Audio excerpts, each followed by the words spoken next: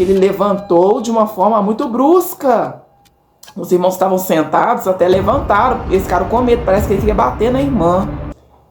Olá, sejam muito bem-vindos ao meu canal. Meu nome é Carla e eu sou missionária, também sou psicóloga. Se você quiser assuntos somente da psicologia, eu vou deixar o link do meu canal secundário, Planeta Psico. É só acessar. Gente, deixa eu falar com vocês. Eu vim trazer esse vídeo aqui porque tá tendo uma repercussão muito grande na internet, tá? Desse escândalo que aconteceu nessa congregação. E eu vou passar aqui para vocês e depois eu vou dar a minha opinião, tá bom? Então vamos lá. Mas Mané Moreno, ele vai ter que confessar o seu pecado.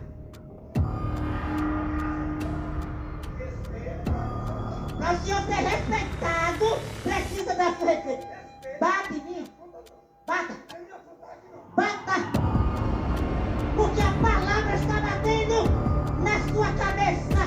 Levante-se e bata em mim. Bata. Bata em mim, Mané Moreno. Se você for homem, bata em mim. Agora você está em pecado. Isso. Agora a gente vai ver um vídeo que foi feito por um senhor que tem até um canal do YouTube que chama Vovô da Lapada. Ele falou algumas coisas a respeito dessa situação. Vou passar aqui. Um abraço para as mulheres da Paraíba, um abraço muito apertado na profetisa de Deus lá na cidade de Pedra de Fogo, a sua audácia e o seu recado quando a senhora diz, bata em mim, se você é homem, bata em mim. Ele se levantou 3 vezes, sabe por quê? Porque ele é acostumado a bater na mulher, mas ele não pode bater numa mulher de Deus. Ele não pode bater de maneira nenhuma numa irmã, entendeu? Dirigente de círculo de oração, nem supremo círculo de oração, porque se ele bater, ele morre. Ele sabe disso. Levantar a mão para uma irmã do círculo de oração em pleno culto das mulheres. Viu, Mané Moreno? A sua situação, Mané Moreno, eu tenho pena de você. Se eu disser a você que eu tenho prazer, eu estou mentindo, não tenho prazer. Agora, se você cometeu o pecado de adultério que todo mundo disse que você cometeu, a profetisa falou aí que você cometeu, o pastor daí, que é um coitado, o pastor daí só tem de fora a alma, que o corpo já nem existe mais, não tem mais força para nada. Então, o que vocês acharam? Olha, pessoal, eu quero dizer que eu creio nos dons espirituais, tá?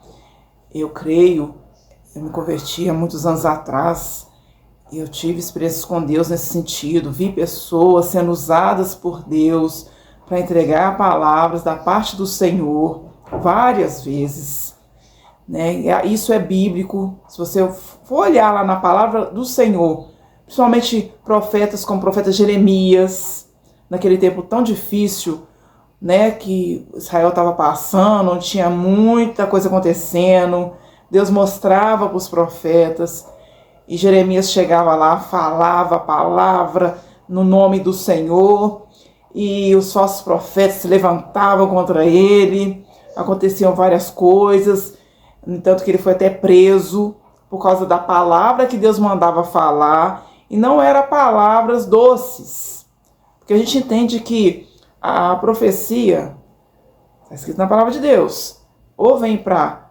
exortar, edificar ou consolar. Muitas vezes nós queremos só palavras doces, palavras que nos alimentam no espírito. Sim, tem vezes que Deus faz isso, tem. Várias vezes eu vi Deus fazendo isso, entregando palavras de edificação, que vai trazer um aumento da fé, um fortalecimento. A própria palavra de Deus fala que quando entrar alguém dentro da igreja, se alguém estiver profetizando, a pessoa vai adorar a Deus. Se entrar essa pessoa que não conhece nada, chegou lá, viu alguém profetizando, falando da vida dele, entregando a mensagem, pensando assim, poxa, ninguém me conhece aqui, então é Deus que está de fato no meio desse povo. É bíblico. tá? É bíblico. Nesse caso aí, aconteceu de uma forma que a gente não sabe como que foi o contexto, porque é só um recorte de um vídeo, né, pequeno, e a gente não sabe como que estava. Parece que foi um culto de irmãs, né, culto de senhoras. Mas, gente, eu quero falar o seguinte. A irmã entregou a palavra. Resta saber, foi uma palavra profética? Foi o Espírito Santo que estava conduzindo? Se foi o Espírito Santo de Deus que conduziu ela a entregar a mensagem, ela fez certo, tá? Porque quando Deus manda a gente falar e a gente não vai, a gente sente uma coisa muito ruim, a gente sente como se não obedeceu ao chamado, a gente não foi obediente à voz de Deus, e é uma sensação muito ruim.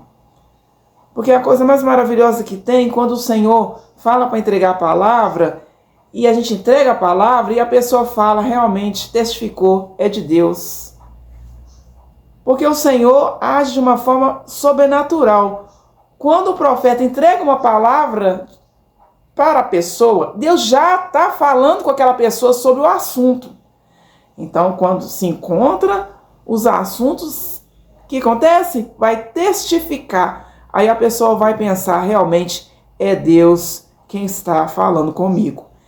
É uma confirmação do Senhor, vocês entendem? Quando Deus entrega a palavra, às vezes Deus está falando com a pessoa está fazendo de surdo. Não quero ouvir, não quero ouvir, não quero ouvir. E continua nos erros, continua reincidindo naqueles pecados, naquelas coisas que Deus não agrada. Então aí Deus levanta o profeta para dar uma sacudida. Aí a pessoa vai ter uma reação. Então Deus está corrigindo, tem que tomar uma providência, tem que arrepender, tem que ir para o pó, tem que ir para a cinza, tem que pedir a misericórdia. Porque o altar do Senhor é santo. Quando Deus revelava essas coisas que aconteciam lá no templo de Israel, quando no próprio templo de Deus, os sacerdotes faziam coisas lá abomináveis. E Deus mandava os profetas, assim, entregar a palavra na unção e na autoridade. Inclusive o profeta, né, um dos profetas que eu creio que é Ezequiel, que Deus mostrou em visão coisas que eles estavam fazendo lá escondidinho, dentro do templo de Deus. E Deus, queridos, Ele continua falando, Ele continua Senhor de todas as coisas, Ele continua sendo o dono da igreja.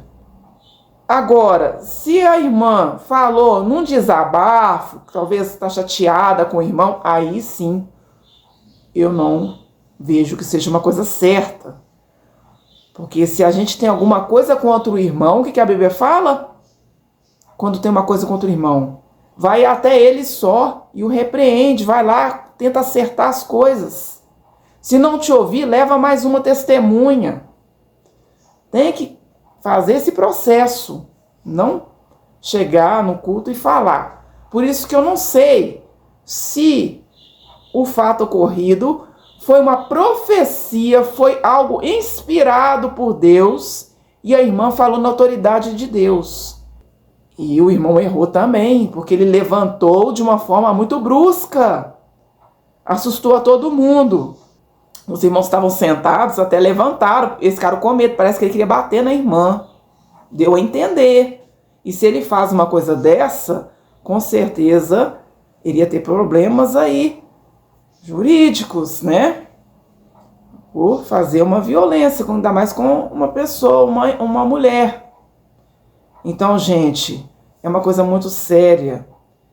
Eu creio que a palavra de Deus fala, aquele que está de pé, ore para que não caia. Esse vídeo aqui não é para acusar ninguém, mas é um vídeo de alerta, que serve de alerta para todos nós, para vigiarmos a nossa própria vida. Nós que somos levitas, ou que somos pregadores, pastores, seja lá o que for, está fazendo a obra do Senhor, tem que vigiar, porque o inimigo, ele não brinca, ele quer saber da minha fraqueza e da sua fraqueza, e é nessa fraqueza que ele vai tentar nos derrubar. Mas maior é o Senhor que está na nossa vida. Por isso nós obreiros do Senhor, que estamos na casa de Deus, que estamos fazendo a obra do Senhor, nós temos que vigiar muito, tempo inteiro, porque não somos super-homens e nem super-mulheres. Temos que lembrar sempre disso, porque é muito fácil a gente ficar contando, o irmão fez aquilo, bem feito. Infelizmente tem pessoas que falam isso. Só que a Bíblia fala que a gente tem que vigiar para que a gente não caia também em tentação. Porque nós somos falhos, somos fracos, mas nós temos que ter o temor do Senhor para reconhecer nossas fraquezas, identificar aonde que está as nossas debilidades e orar e clamar e pedir a Deus misericórdia, pedir o fortalecimento em nome de Jesus. Porque se o diabo tentou até Jesus, que dirá nós? Que dirá nós, irmãos? Nós temos que vigiar e orar, e vigiar vem primeiro. A vigilância vem primeiro. Então, em nome de Jesus, né? Que misericórdia, que se esse irmão fez alguma coisa mesmo, ele venha se arrepender, ele venha realmente ver que é tempo de restauração, de ir para o pé de Deus, de pedir clamor, perdão. Porque uma coisa é certa, Deus resiste aos soberbos, mas aos humildes Deus concede a sua graça. Se a pessoa se arrepender, Deus perdoa e começa uma nova história. O problema é que a pessoa está no altar, está cantando, está pregando e quer continuar levando por aí. Não estou falando no caso do irmão, gente, mas estou falando em geral, que às vezes acontece isso, infelizmente. E Deus não quer. Aí vem a correção, e quando vem a correção, dói. Porque Deus não quer que seus filhos vá ter o julgamento lá daquele dia, junto com os ímpios, né? Para parar lá naquele lugar que ninguém quer estar. Mas nós queremos estar com o Senhor nos céus um dia para a glória de Deus. Então fica aqui a minha opinião. Fique à vontade para colocar a sua também. E que Deus nos abençoe e nos dê graça para permanecermos firmes na palavra. Até o próximo vídeo. Fiquem com Deus.